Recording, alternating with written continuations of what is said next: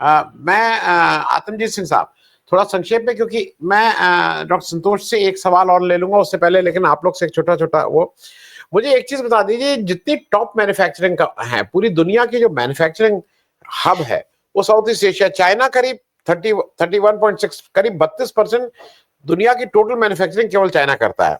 Japan करीब 6.5-7%, south Korea करीब 2.5-3%। ये बात मैं इसलिए बोल रहा हूं कि इनका कुछ, ये इसी को मारना चाह रहे हैं। मतलब ट्रम्प जी का जो सबसे ज्यादा वार है टैरिफ का, वो इन साउथ ईस्ट एशियन कंट्रीज पे, वियतनाम, कोरिया, जापान, चाइना इत्यादि इत्यादि। सिंगापुर तो अपने आप ही वो कोई मैन्युफैक्चरिंग हब नहीं है, वो तो और वो अमेरिका का ही एक एक्सटेंशन भी माना जाता है।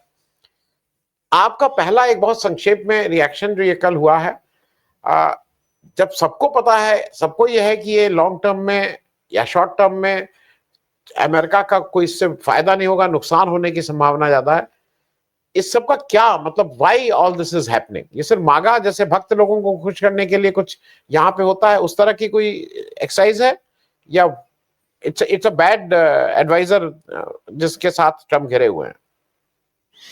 देखिए, कोई भी एडवाइजर बैड नहीं होता, उसका तरीका होता है काम करने का। अगर आप यूएस इकोनॉमी को समझें, जो आपने कहा कि चाइना का वर्ल्ड डोमिनेंस है इस टाइम 30 से 32% उसकी ग्लोबल प्रोडक्शन है। ये हाल अमेरिका का था आज से 20 साल पहले। America was 30% of global production, जो घट के अब 15% से भी नीचे आ गई, और इंपोर्ट डिपेंडेंसी 10 से 15% पे आ गई है। तो जब इंपोर्ट डिपेंडेंसी आपकी बढ़ गई तो आपका ट्रेड डेफिसिट कितना हो गया? $1 ट्रिलियन का। उस $1 ट्रिलियन में चाइना के साथ आपका $300 बिलियन का जो ट्रेड डेफिसिट है, आपका 250 पौने $300 बिलियन यूरोपियन यूनियन के साथ ट्रेड डेफिसिट है, आपका वियतनाम के साथ $80 बिलियन का ट्रेड डेफिसिट है, आपका इंडिया के साथ $46 बिलियन का ट्रेड डेफिसिट है, जिसमें टेक्सटाइल्स और फार्मास्यूटिकल्स मेनली आप एक्सपोर्ट करते हैं एपीआई से, और फार्मास्यूटिकल्स को आपने इससे बाहर कर दिया। और चाइना पे आपने 20% टैरिफ लगाने के बाद दोबारा टैरिफ जब अनाउंस किया, तो अब यह तय है कि वो 20% प्लस नया रेट लगेगा। आपको यह भी समझ लेना चाहिए कि इंडिया पे जो 10% टैरिफ पहले लगा था, तो ये क्या 26 या 27% जिसकी बात हो रही है, कोई 26 कह रहा है, कोई 27 कह रहा है, क्योंकि दो आंकड़े आए, तो हम कहते हैं 26% भी पकड़ लेते हैं, तो क्या 10% एडिशनल लग के 36% बैठेगा, या मात्र 26% बैठेगा? इस पर क्लैरिफिकेशन नहीं है। तो कई चीजें हैं जो अभी अधर में है। अमेरिका जागेगा लिबरेशन डे से, तो शायद इस पे क्लैरिफिकेशन आएगी। दूसरी बात मैक्रो लेवल की मैं करना चाहता हूं, बाकी संतोष जी बताएंगे। $700 बिलियन का जो इनकम रेवेन्यू अर्न करने का ये जो पूरा ढांचा जो सजोया गया है, इसमें अमेरिका किस पोजीशन पे आता है?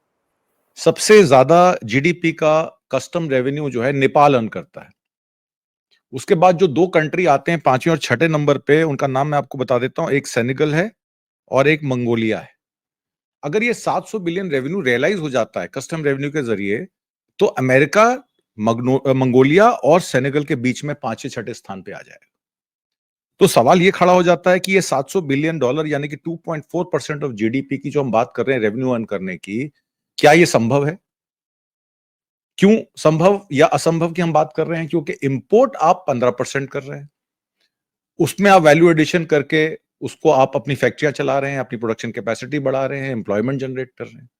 जब आप कस्टम लगा देंगे, टैरिफ लगा देंगे, तो आपका इंपोर्ट भी महंगा हो जाएगा, जिसका जिक्र जो है हाजी जी ने किया कि वो सारा जो रेवेन्यू है, वो जब इंपोर्ट कॉस्ट बढ़ जाएगी तो जाहिर तौर पे हमारा आउटपुट भी बढ़ जाएगा, तो वो एक हाउस होल्ड पे कितना नुकसान होगा? तो एक अनुमान के अनुसार, एक ब्लूमबर्ग की रिपोर्ट के अनुसार $35,000 पर परिवार आप पे एडिशनल कॉस्ट लग जाएगी, चाहे वो एनर्जी कॉस्ट हो, चाहे वो जरूरत का सामान हो, चाहे वो इलेक्ट्रॉनिक्स हो, चाहे वो गाड़ियां हो, चाहे वो ईवी की बैटरियां हो। तो 35,000 का per year cost to each family, ये तो इन्फ्लेशनरी प्रेशर बहुत ज्यादा इंडिकेट करता है।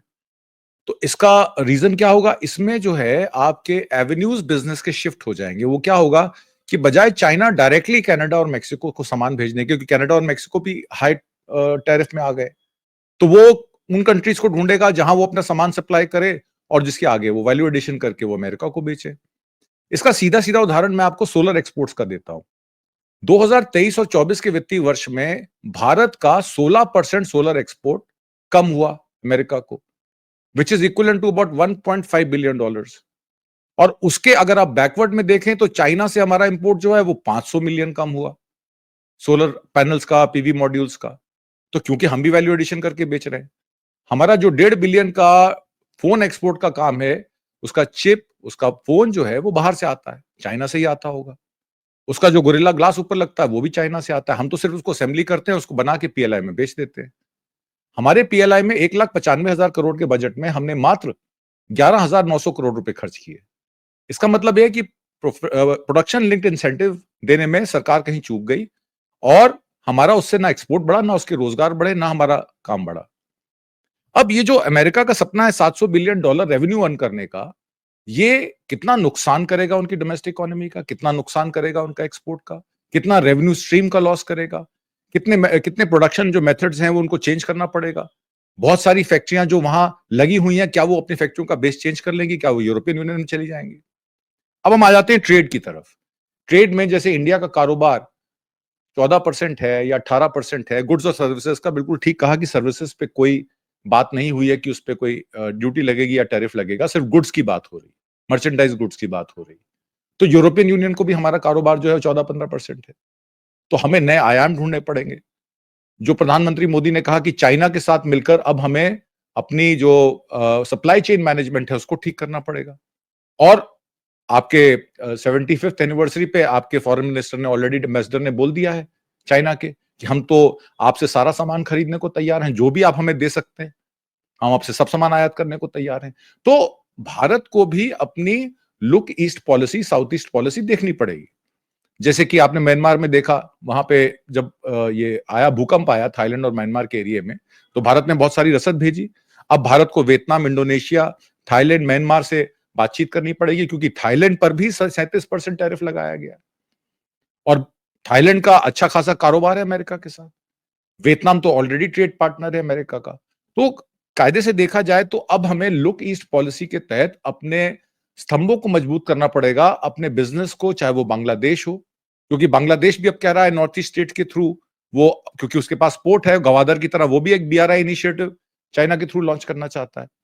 तो इन सब परिवेश में अब फॉरेन पॉलिसी और ग्लोबल पॉलिसी, आपका माइक अनम्यूट कर लीजिए जी। मैं कह रहा हूं आप कंप्लीट कर लीजिए, मैं फिर डॉक्टर संतोष को छोड़ना होगा। जी जी, मेरा मेरा मेरा मेरा सब्जेक्ट अभी फिलहाल के लिए यहीं पे मैं खत्म करता हूँ। संतोष जी से आप सवाल ले लीजिए, मैं आखिर में बोलता हूँ। आज आतमजीत सिंह साहब, जरा एक चीज ये बताइए कि जैसे मुझे ऐसा लगा, मैं एक एनालॉजी, मतलब एक कंपैरिजन कर रहा हूं, शायद बहुत सही ना हो, लेकिन फिर भी कल जब वक्फ का बिल लाए तो वो बिना कुछ कहे उन्होंने, मतलब बीजेपी ने ऑपोजिशन यूनिटी को एक बार फिर इकट्ठा कर दिया, जो करीब करीब काफी टूटती हुई दिखाई दे रही थी आपस के। मुझे ऐसा लग रहा है कि ये जो जो अभी किया है ट्रम्प जी ने, ये साउथ ईस्ट एशिया की वो इकोनॉमी जो कॉम्पीट करती थी एक दूसरे से, जापान, कोरिया, चाइना, इंडिया को भी, अगर आप इनको, वो एक उन्होंने जैसा ऐसा किया ना कि सबको एक साथ आने के बिना सबका सबके लिए मुश्किल है, और उनको सरपरस्ती करनी होगी, चाइना की सरपरस्ती में ही ये काम हो सकता है, नहीं तो ये नहीं संभव है। ये सुनने में बुरा लगेगा लोगों को, इसकी लीडरशिप चाइना लेगा और उनके साथ जापान, कोरिया, इंडिया, वियतनाम को उस ब्लॉक के साथ ही करना होगा। वो कैसे होगा मुझे नहीं मालूम, क्योंकि ये कोई 2-4 साल की बात नहीं है, ये 2-4 महीने के अंदर की ये समस्याएं शुरू हो जा रही हैं। मैं इस पे, आप कैसे समझ रहे हैं इसको, और इसमें अगर कुछ ऐसी चीज जो पहली बार थोड़ा शॉर्ट में आपका रह गया था, उसमें अगर कुछ कवर करना चाहें, मैं इस पे भी एक, आतमजीत सिंह साहब।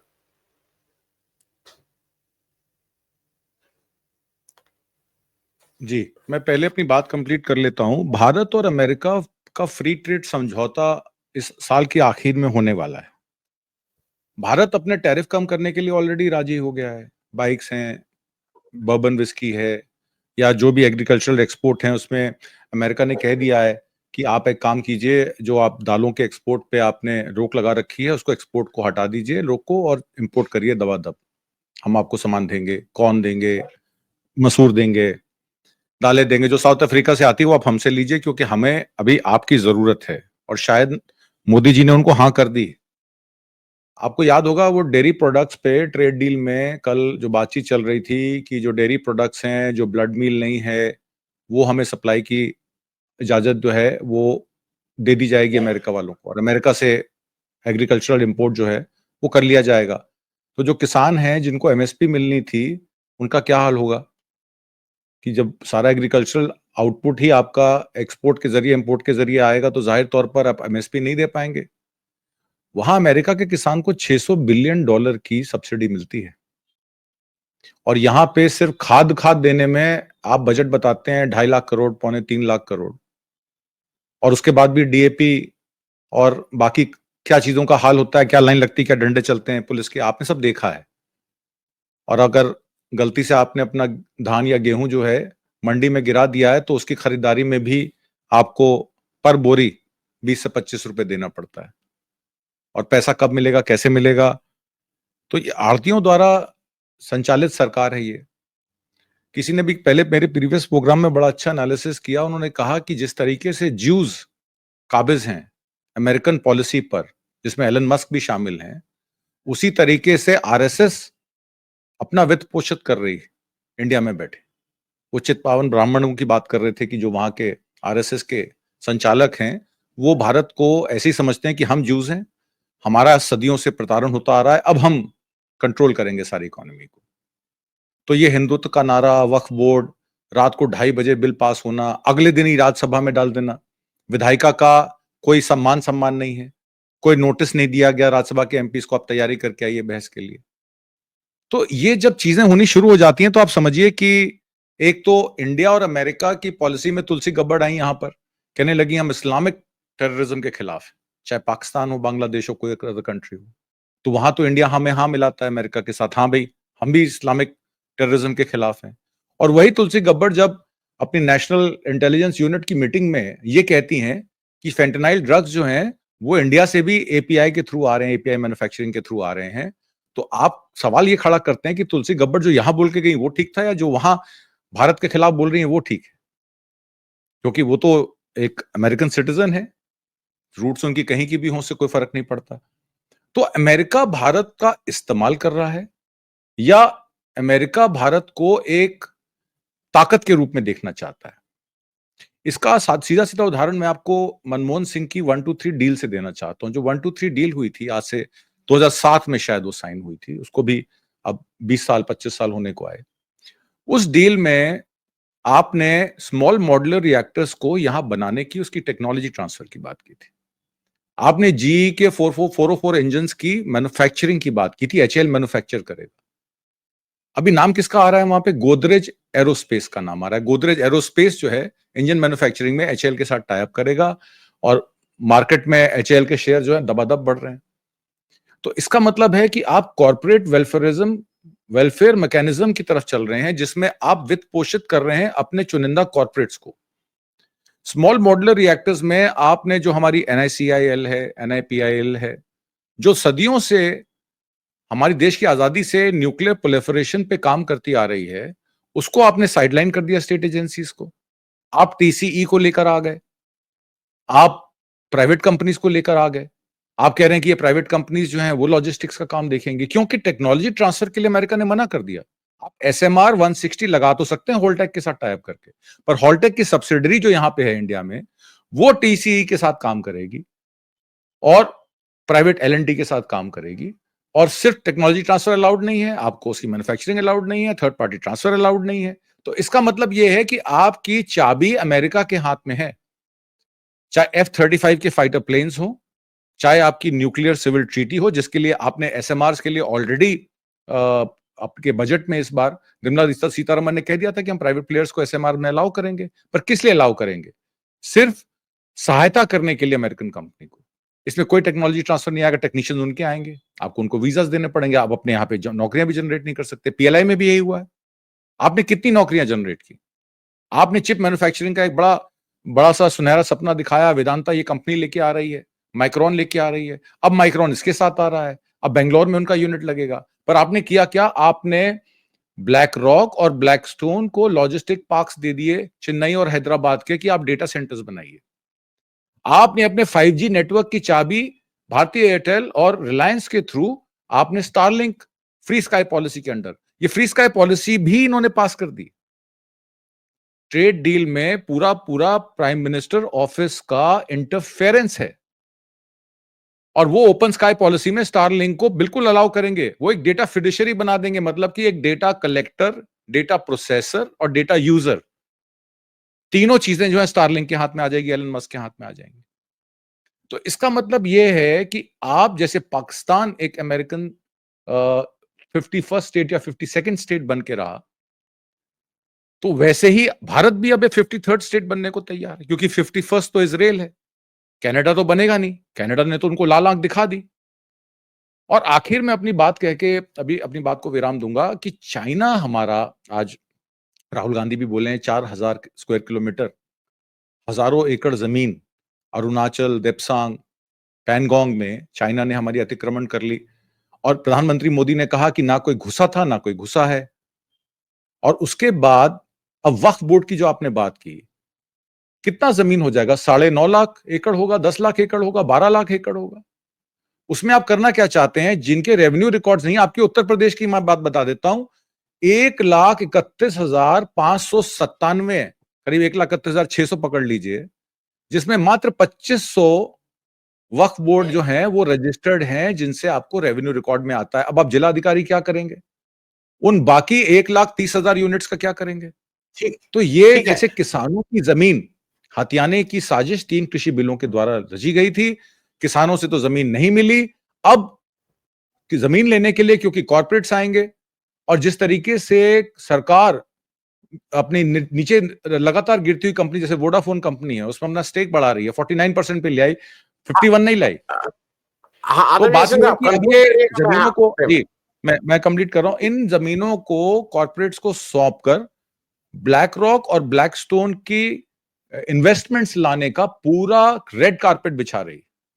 और ये बड़े कॉर्पोरेट्स, ब्लैकस्टोन, ब्लैक रॉक अगर आ गया, अपना लॉजिस्टिक पार्क बना लिया, बड़ी बड़ी कंपनियां टेक ओवर कर ली, तो हमें कोई नहीं बचा सकता। आने वाली 2047 तक विकसित भारत तो छोड़ दीजिए, हमारी देश की पार्लियामेंट्री फॉर्म ऑफ डेमोक्रेसी को भी खतरा बना हुआ है। लोकतंत्र तो गया ही गया, पार्लियामेंट्री फॉर्म ऑफ डेमोक्रेसी, हमारा रिपब्लिक भी खत्म हो जाएगा, मेरा ऐसा अनुमान जी है।